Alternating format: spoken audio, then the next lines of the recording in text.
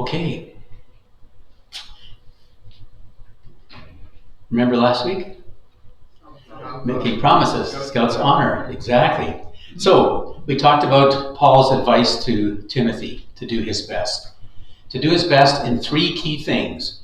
To be one who is a proved worker, who doesn't need to be ashamed, and who correctly handles the word of truth. And so the challenge that Paul is giving to Timothy, and I would suggest to us, is of the things that are really important to you, being approved, unashamed, and handling the truth is critical. And in doing that, he suggests that you avoid godless chatter, because those who indulge in it will become more and more ungodly. Their teaching will spread like gangrene.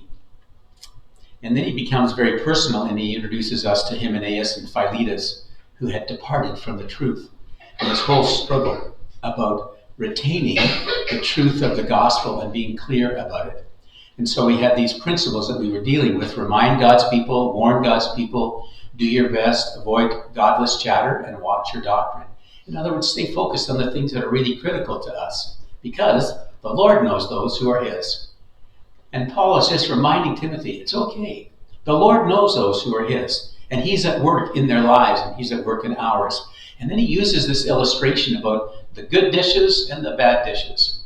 And I publicly said this phrase: keep the best and get rid of the rest. Man, I've been using that all week now. Every time I get with somebody, I'm going, you know what? I came up with this line: keep the best and get rid of the rest. I'm about to teach it to my son Nathan. I'm heading up to Hesketh. We got some more final things to do before the general contractor's all done, and I'm going to talk with him about getting rid of all of his mixed chaos dishes. He's got a hodgepodge mess in that kitchen, and we're about to take up our really good stuff. But not the really good stuff. One of our kids want that, so that's good. But our good stuff is going with us, so we're getting rid of his rest, and we're bringing our best. Make some decent place. Those who cleanse themselves from the latter will be instruments for special purpose, made holy, useful to the master, and prepared to do any good work. And so that's the principle that Paul is saying for us. And he tells us in 2 Corinthians that we've got this treasure in earthen vessels. He refers to our bodies as earthen vessels. And earthen vessels are pretty cheap. There's a lot of them around. There's a lot of us around, right? And so Paul is saying that even though we're earthen vessels, we've got a great purpose. And then he says there's a couple of things that you need to get rid of.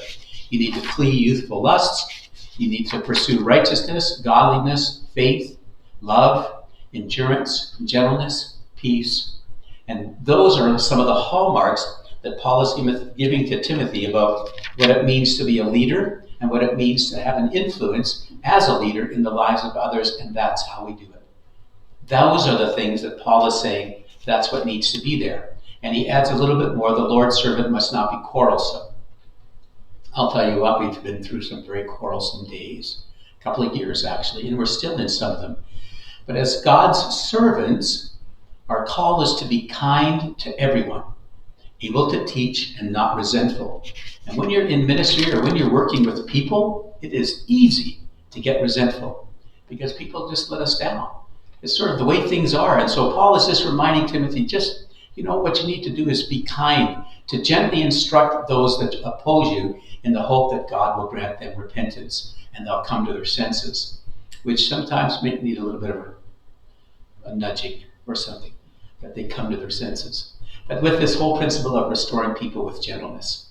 And this is a huge challenge because harshness and other things, as we'll see, seem to be taking over our culture. So the summary was: remind God's people, warn God's people, do your best, avoid godless chatter, don't get distracted, watch your doctrine, pursue relationships, and in those be gentle. One of the things that struck me as I was reading through the rest of the chapter, or the rest of the book in fact, was this idea of looking forward to things. It's just nice to have something to look forward to. Like, all of us are pretty excited and looking forward to hearing about the trip.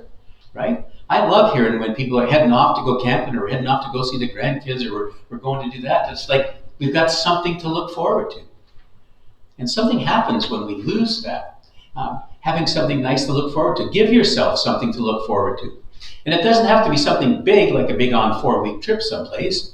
It could be, we're going out and somebody else is going to do the dishes tonight. Right? Wouldn't that be nice? Ladies, all in favor of going out tonight for supper? Okay, so a group of you will be heading out. You may or may not take anybody with you because that might ruin the evening, but take them along if you want. But give yourself something to look forward to. It doesn't have to be big. If nothing else, some of our folks are teaching us. It doesn't have to be big. It just needs to be something that I can look forward to, and I'm going to take advantage of those. Always have something to look forward to. Have those out there that you can be chasing after them. And why I'm not looking forward to retirement was an interesting question too.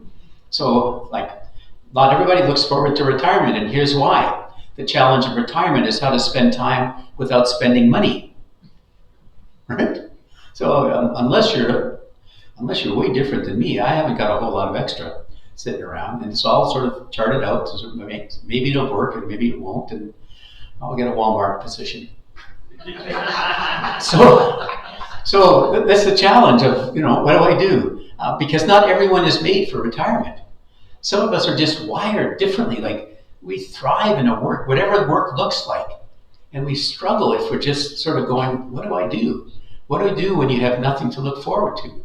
That really becomes difficult. And I've been around some folks that are going, yeah, I don't know what I've got to look forward to, Harold. I can't go anywhere. I can't do anything. My health is really bad. What have I got to look forward to?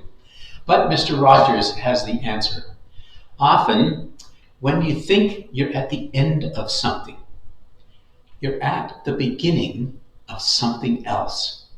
You just don't know what that something else is. And so I've got this sense of looking forward. So where does all this come from? It comes from 2 Timothy chapter 3, or chapter 2, verse 1. But mark this, there will be terrible times in the last days. So it's like, Timothy, I'm just giving you a bit of a heads up here, buddy. I want you to know there's going to be terrible times ahead. It's not the kind of thing I'm looking forward to. It's not the kind of advice I want to be hearing from my pastor or from my leader or whichever, right? But there's something about the end times that people are quite curious about. And are we in the end times? Are they upon us? And so how far into that? And this is not going to be a big on sermon about the end times, but it's about this. I'm warning you, is what Timothy is being told. Timothy, I'm just giving you a bit of a heads up. There are terrible times ahead.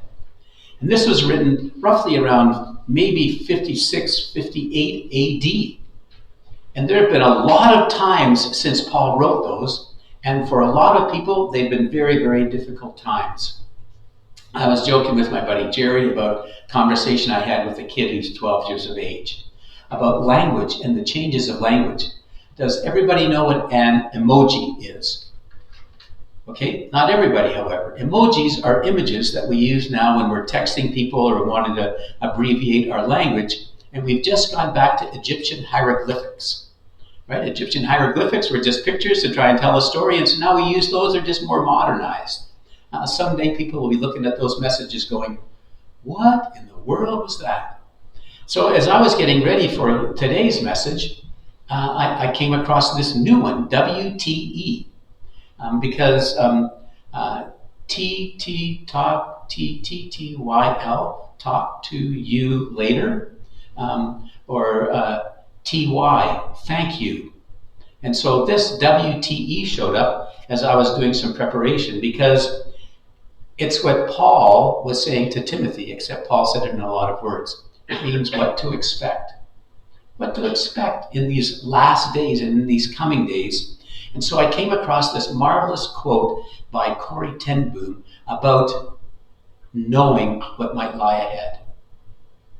And she said this, if God has shown us bad times ahead, which is what he said to Timothy, and he's saying to us, if God has shown us bad times ahead, it's enough for me that he knows about them. It's an interesting thought. He's giving us a hint, bad times coming. And I can tell you this because I know about them. That's why he sometimes shows us things, to tell us that this too is in his hands. That's what we often miss. When we hear these things and we're listening to some of these hard things about the end times and last days and what they're going to be like, and as Timothy will go get this insight, It's really to help us know that when they get here, we're not alone. These tough times, these end times are in his hands. Jesus said it like this: I have told you these things, all the stuff that was going to happen. I have told you these things so that in me you may have peace.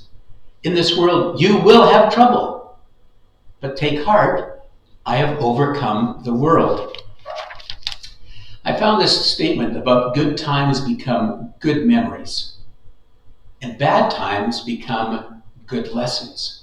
So those things that are ahead of us, those struggles that we're going to encounter, may very well be the good lessons that God is preparing for us. In the world you will have tribulations. What was intended for harm, God used for good. He's like that. Those difficulties are the things that he is working in and through. We all know the phrase, get your head out of the sand, right? So it comes from the illustration with the ostrich, and the big question is, do ostriches actually put their head in the sand? So I did a little research for us. Ostriches are the largest and heaviest living birds in the world. Despite standing 7 to 9 feet tall and weighing as much as 350 pounds, these birds have relatively small heads. When nesting, they dig shallow holes in the ground to use as nests for their eggs. Their beaks are used to turn their eggs throughout a day. From a distance, an ostrich leaning into a hole to turn an egg could easily look like it's burying its head in the sand. And so that's where we get the phrase, don't bury your head in the sand, except the ostrich isn't hiding from something. It's not afraid of something, it's taking care of the nest. But we've used this sort of story to sort of go, get your head out of the sand. It's like, you need to be realizing what's going on around you. And Timothy, terrible times are ahead. It's like, whew, that's not the news I want to be reading. But Timothy is being prepared for things that are yet to come. And he starts to tell Timothy, here's what it's going to be like in these terrible times. People will be lovers of themselves, lovers of money, boastful, proud, abusive, disobedient to their parents. I love it, and I'm always intrigued that one shows up in these lists. Anytime that he talks about the deeds of the flesh or that disobedient to parents shows up, it's quite intriguing for me. They're also ungrateful. So my question to myself and to us was, are people today lovers of self? Are they lovers of money? Do we live in a culture where boasting and boastful behavior is sort of quite rampant? Are people abusive? I mean, the amount of abuse that has been tried to address in terms of our First Nations and the Pope's visit, all those kinds of things. Were people abusive? Are people abusive? These are things that are taking place. Terrible times are ahead because these things are going to increase. People will be disobedient, particularly to parents, and I would suggest in our culture, disobedience to authority of any kind. That whole struggle, do we see a respect for people in positions of authority or a disrespect? Are people grateful or mostly ungrateful? It's an interesting thing because when we think about end times, we usually go wars, rumors of wars, earthquakes, environmental calamities, and all those kinds of things, and they're woven into the narrative of end times. But Paul tells Timothy there's something even more foundational than those things, and it's character. It's what's happening in the lives of people. They're unholy. People will be without love, unforgiving, slanderous, without self-control, brutal, not lovers of good, treacherous, rash, conceited, lovers of pleasure rather than lovers of God. It's another intriguing list. Paul has just painted a picture of mankind. He's done it as well in Romans, and we'll come back to that. But here he's got these statements about what mankind will be like in the last days. So the last days are a lot closer than they were when Paul wrote those words. I'm just not sure how much further out they will become. But I do know that people seem to be reflecting these kinds of personalities and these kinds of characters. They will be treacherous. They will be rash, conceited, lovers of pleasure, and not lovers of God.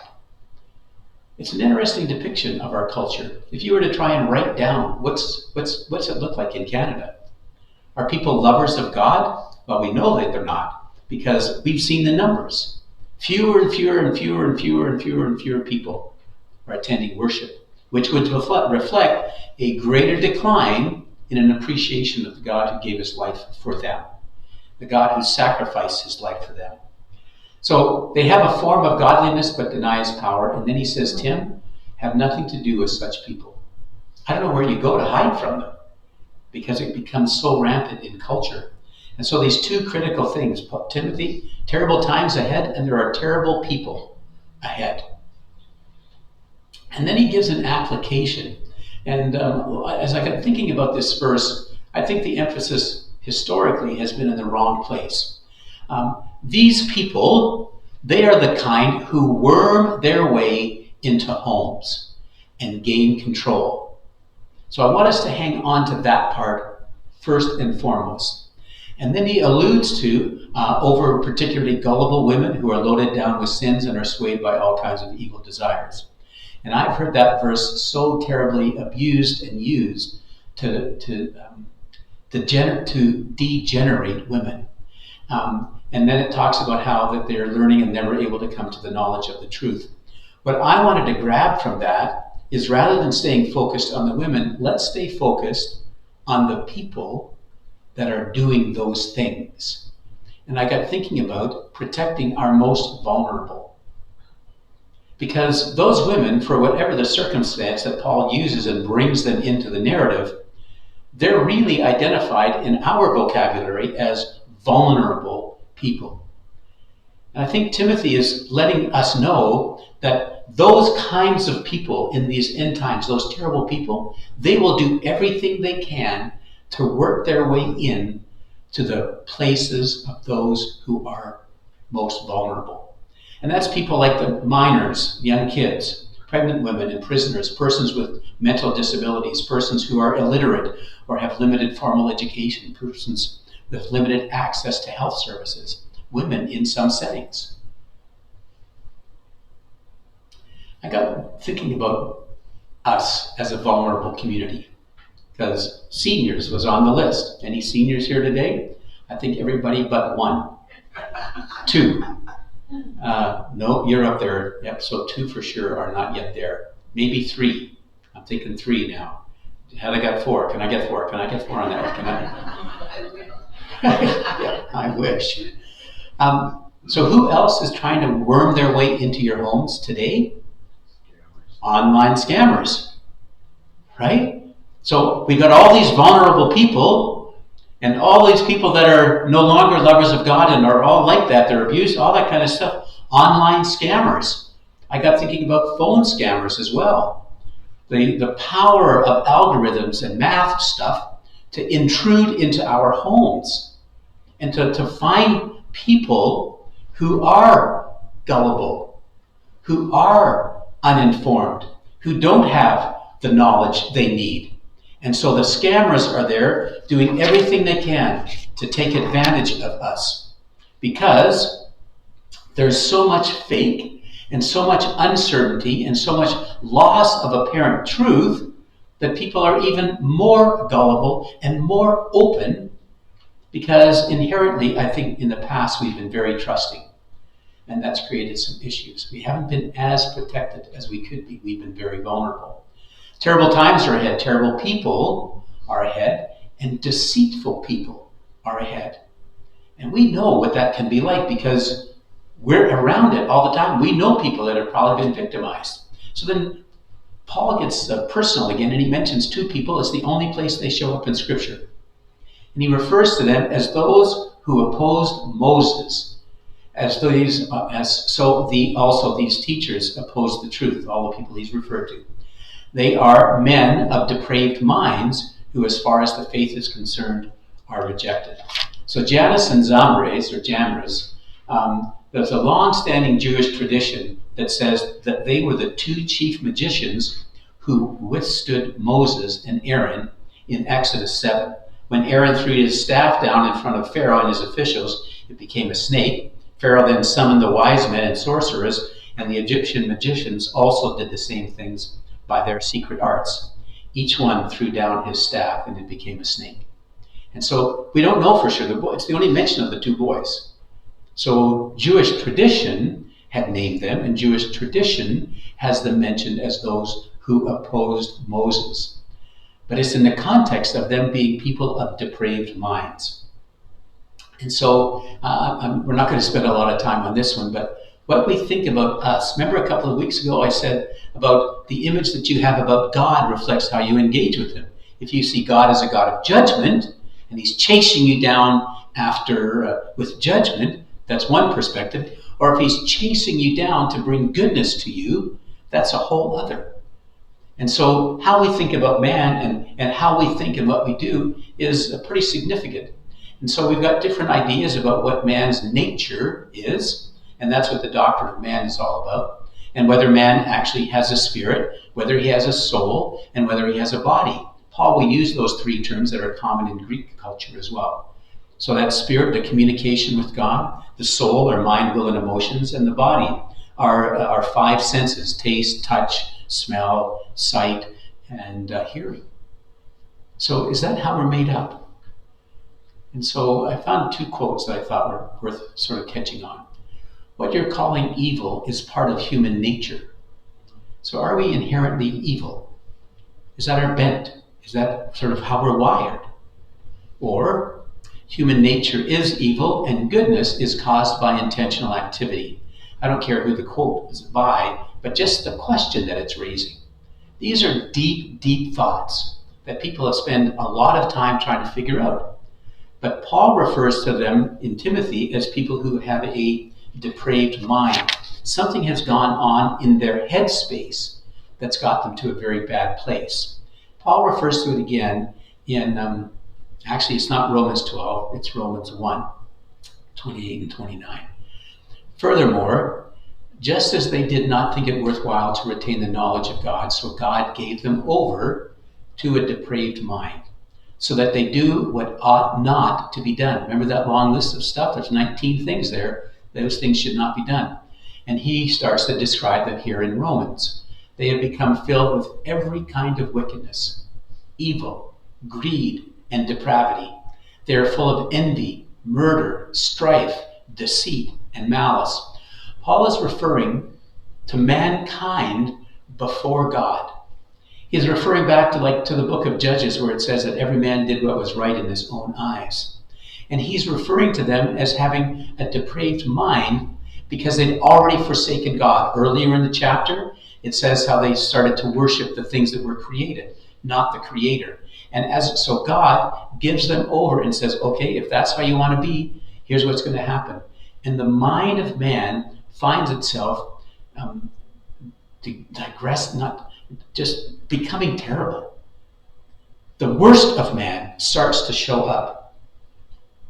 They are gossips and slanderers, God-haters, insolent, arrogant, and boastful. They invent ways of doing evil. And here's this phrase again. They disobey their parents. Like all those others are pretty nasty, right? And so now here's this other one. They have no understanding, no fidelity, no love, and no mercy. And Paul says that's what happens to man when you take God out of his place. So whether it's in our nature or whether it's when we stepped away in the garden from God, and the knowledge of good and evil took us to a place of this, and to a place that Paul is warning the believers. And Paul will mention this again, and he says at the end of that chapter, they know God's justice requires that those who do these things deserve to die. Yet, they do them anyway. Worse yet, they encourage others to do them too. It's a pretty bleak picture of man, isn't it? Paul has painted a horrific picture of man. Mankind without God. So, I don't know when the Lord's Prayer got taken out of our schools. I just know that it did. It was a long time ago. And I don't think we got any better. after that. I don't know when God got pulled out of his place in our culture and when we pushed him aside or dropped him as an option, so to speak. I just know that man has not been doing well since we started to abandon God. The nation of Israel teaches us that when we abandon God, we don't do well. And that's my worry, and that's yet the reality that Paul says to Timothy about the ending times. Don't be surprised. So terrible times, terrible people, deceitful people, and depraved people. Evil people are be there. And so he goes, don't be surprised. First Peter tells everybody, my friends, don't be surprised at the fiery trials you are going through. And we're going through them because we have evil, or whichever, we have a man apart from God in control, as if something strange were happening to you. But rejoice inasmuch as you participate in the sufferings of Christ, so that you may be overjoyed when his glory is revealed. Paul has this picture about an end times that's bleak. When you look and add to it all the other things about earthquakes and famines and environmental trauma and wars and rumors of wars and all those other things that are woven into the preparation days of Jesus' return. That's the part that we miss sometimes. All of this is in preparation times for Jesus' return. So I shouldn't be surprised by them. Timothy, I'm letting you know, and just like Corey Tyndall said, we're letting people know because God wants us to know, I'm going to be there with you. You're not going to be alone. I will be there with you. So however long it takes, I'm going to be there with you. Because I think there's a distinctive in how God's people address those things. I no longer want to get fearful about the things that are happening. I want to be intentional about caring for our resources. I want to be intentional about preparing God's people. I want to be intentional about preparing those who don't know God, who don't share the hope that we have. That's the challenge that we have as a congregation. In moving forward, we have people who don't know this hope. God's people are still ahead. Our triumph is still ahead. There will be a day when the trumpet will sound and the dead in Christ will rise and we will be with him and we will meet him in the air. That, I'm telling you, is something to look forward to. Right? So rather than us getting so burdened and overwhelmed and worrisome and debilitated by what these future days, these terrible days, as Paul refers to them, might be, I just need to have something to look forward to. Something that's going to get me through today. And that something is a risen Savior who's coming back for his bride. Man alive, how exciting should that be? So I wanted to end with that sense of this anticipation of what to expect. So, for some of you, you're going to get there sooner than others. Some of us might be a long time dragging our heels trying to get out of here or trying to hang on to here. But for all of us, those who have loved his appearing, we have an eternal hope, an eternal destiny. And so I didn't have this scheduled, but I put it in as I was doing my last minute preps this morning. And we sang the song, All Fly Away, right? And I'm going, we're going to sing that one again. Because that's the song of our hope. One glad morning, when this life is o'er, I'll fly away. I'll fly away. Woo! Out of here. Right? So some of us might out of here sooner than others, but we're going to out of here one of these days, one way or the other. I'm going to out of here into the grave, or I'm going to out of here into the sky. One way or the other, we're foofing. Right? So let's sing this, then we'll have the benediction, and then we'll be dismissed. Let's stand to sing.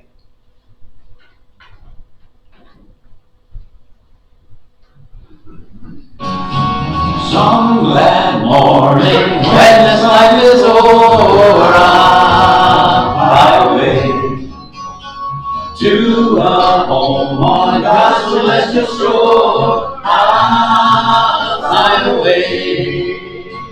I'll fly away, oh glory. I'll fly away. When perfect knowledge